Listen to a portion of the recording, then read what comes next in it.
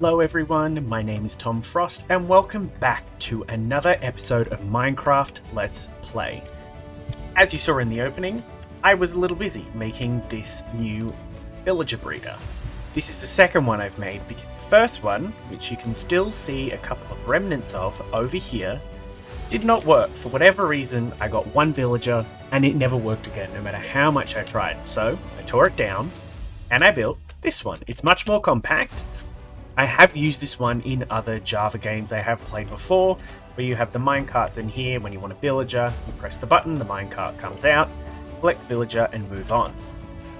Eventually, I will be setting up a zombie station here so we can zombify the villagers before we move them into a trading hall to get cheaper trades. However, we have not gone into the Nether yet, and that is not something I want to do just yet. So the reason I have set up this villager breeder is so that we can start today on an iron farm. Because one thing I really do not like doing is going out and sourcing iron. It's something I really dislike doing, and I would rather just have it kind of ticking away in the background.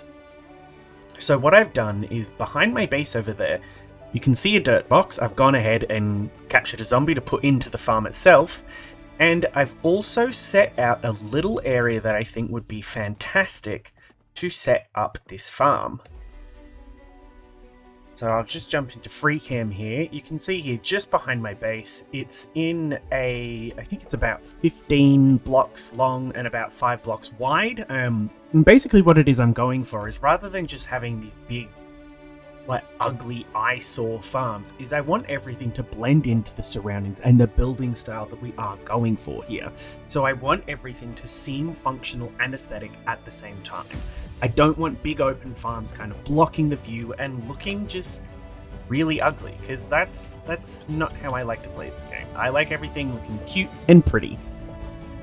So next, what I'm going to go do is just get all of the materials that we need to get this farm up and running. A lot of it will just be me chopping down trees to get wood to make this pretty, getting some coal to make campfires to actually kill off the golems and actually get their iron. And something we'll be doing as well while setting up this farm is turning all of the poppies into bone meal so that we will have a source of bone meal for whatever we do need it for in the future. So with that said, I'll be right back.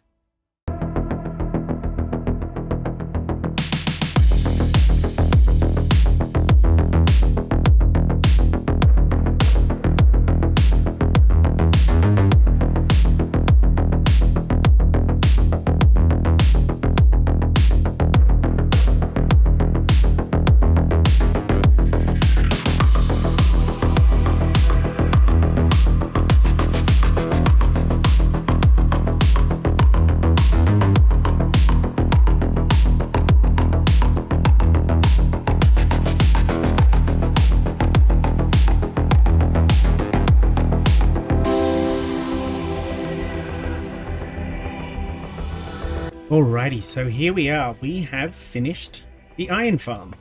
The one thing that I love about this is that it is a fully functional and aesthetic farm. It has a purpose, it gets us resources. I don't really have to do anything. The only thing I have to amend are silly little mistakes like this. I haven't fully proofed all the spawning platforms that are available up there, which is my own whoopsie. But down here, as you can already see, we have already gathered quite a lot of materials. And I would say that's not bad. It's a pretty efficient farm. I did do a lot of AFKing. I left it running overnight just to see what it would be like. And it was safe to say when I came back in the morning, I was very happy with the results. I'll just jump into free cam here. So you can see that we've got this hopper collection system which goes into these chests here. On top of that, we've got the campfires with the water running into it. So it's going to push the iron golems in there so that we can get all of the drops. The other thing that I love about this is that inside, it's even quite cute in here. Aside from old mate just hanging out on the ledge there. So we've got our zombie who had to be perched up in the design that we used from the YouTube tutorial. There were a couple of mistakes which the creator did create a second video that amended those mistakes and actually made the farm a little bit more functional. So this way now the villagers are constantly in a state of panic because the zombie is propped up just a little bit more and the field of vision does line up. The other thing was, in the original design they did have some workstations in here, however that did help with preventing them from getting scared and from sleeping, and basically broke the farm in general. Another thing that I just love about this farm is that it looks very conspicuous. Like, it's a very aesthetic killing chamber. And honestly, excuse me. And honestly, it kind of fits the vibe. I love it. I think it's really cute.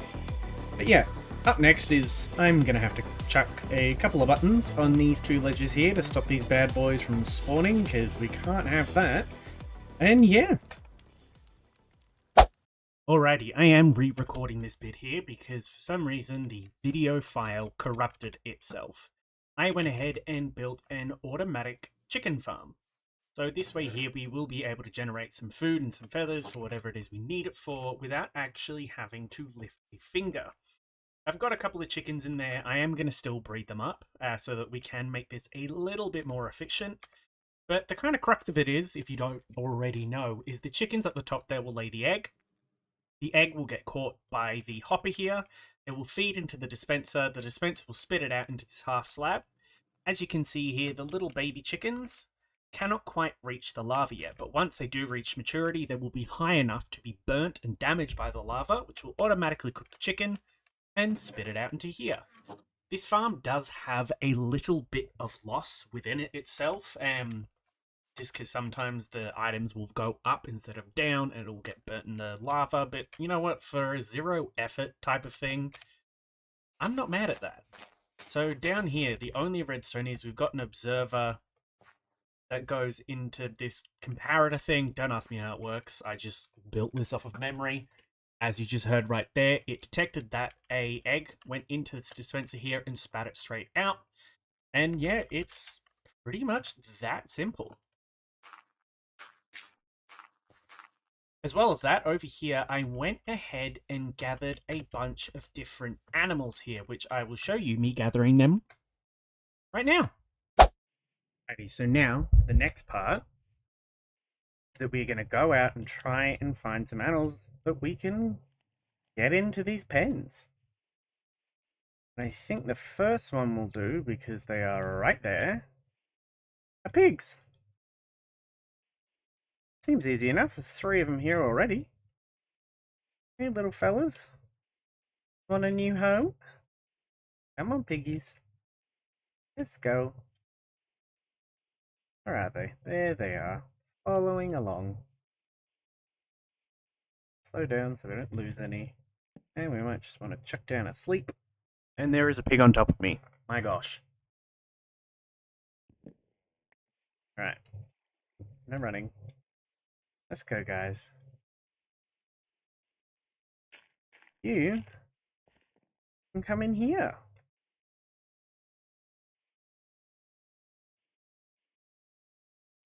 If you weren't aware, the reason we put the moss carpet up here is so that we don't have to use the gate. We can jump up onto the carpet even though we can't jump over a fence. I mean, the logic doesn't really make a lot of sense, but you know what? Who cares? We're here for fun, not logic. Everything is square. Sheep over there. Oh, there's 1 cow. That's a good sign. There's 2 cows. It's a sheep. It's a lot of sheep. Oh, it's 3 cows. Oh my god, there's everything. You can get them all. Let's go, guys. Come on. Let's go.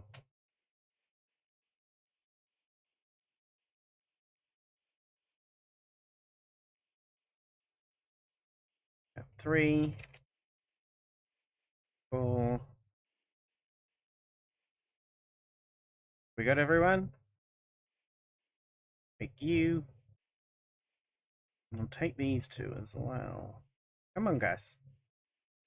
Let's not struggle. Hey, my guy. Come down. I will give you a new home. Where are ya? Oh, I can't see in the herd.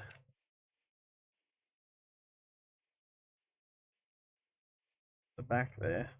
There we go. We got him. Right, let's just hope that this wheat is enough for them to follow me and the leads don't break. Okay.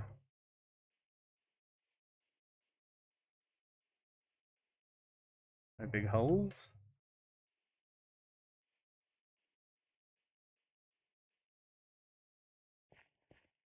Oh, we still got 7, that's good. I had 7 leads to begin with, I believe.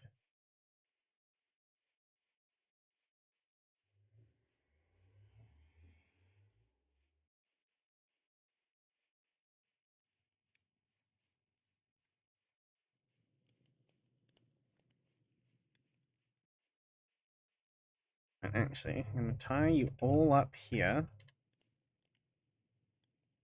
Except... Oh, cracky. I did it wrong, didn't I? Tie up the cows.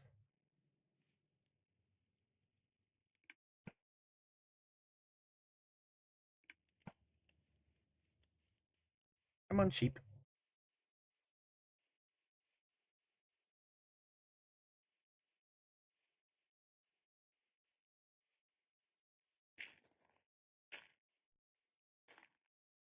Ugh, this is why I hate mobs. Come on, guys. Let's not make this harder than it needs to be.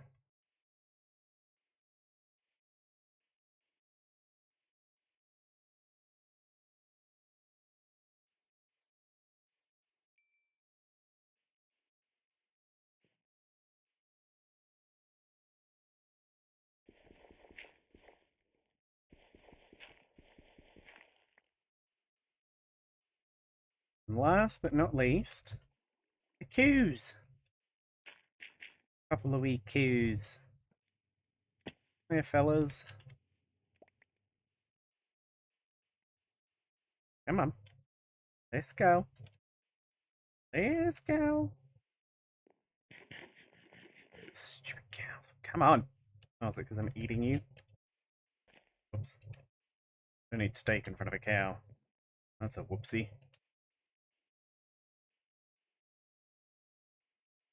Alright, I'll breed you up a little. Some babies going. Yeah. I think that's a very humble start to this little hen-cropped area, whatever the hell you want to call it here. Got an extra pig. I'll just put you in the pen, you're already here. Alright, wonderful. Lovely. Alrighty. Alrighty everyone, thank you again for watching my little video here. That was episode 2, where we did achieve quite a lot. We built up this big beautiful iron farm here that has just been completely overpowered and given us basically everything we need and will probably ever need for the rest of the season. We built up this automatic little food processor here. We built up the villager farm, which is over there, as well as started collecting a bunch of animals here that we can breed up and then start using for different purposes. Like, for example, getting the leather off of the cow so that we can make books and enchanting tables, and eventually lecterns so we can get librarians for enchanting books, as well as the sheep so we can get a wool farm going. The wool can be used from anything from creating beds to go bed bombing in the nether, as well as going through the deep dark and not setting off the shriekers and getting killed by a warden. So basically this is going to give us a good head start on the things we will need to continue adventuring. So until next time, thank you for joining me. Please don't forget to like and subscribe, and we'll see you next time. See ya!